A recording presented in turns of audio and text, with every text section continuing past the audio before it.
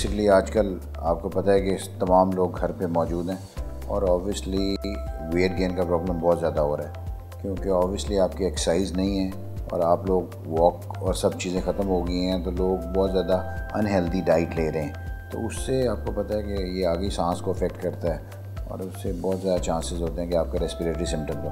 तो आपको उससे बचाव लाजमी करना है। तो आपको मुतवाज़िन ग़िज़ाओं से परहेज़ करना है। घर बैठे बैठे आप थोड़ी बहुत एक्सरसाइज कर सकते हो।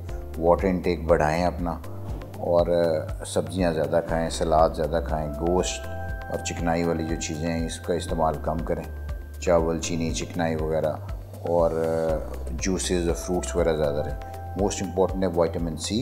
विटामिन सी आप बहुत ज़्यादा लें, जो कि आपके इम्यून सिस्टम को बेहतर करेगी। उससे क्या होएगा कि आपका जो डिफेंस है अगेंस्ट डिजीज़ वो काफ़ी बेहतर हो जाएगा।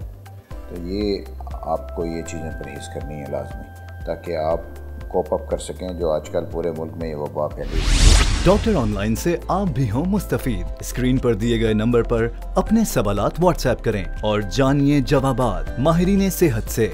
बोल का पैगाम, महफूज पाकिस्तान। सब्सक्राइब करें और बेल दबाएं ताकि कोई खबर रह न जाए।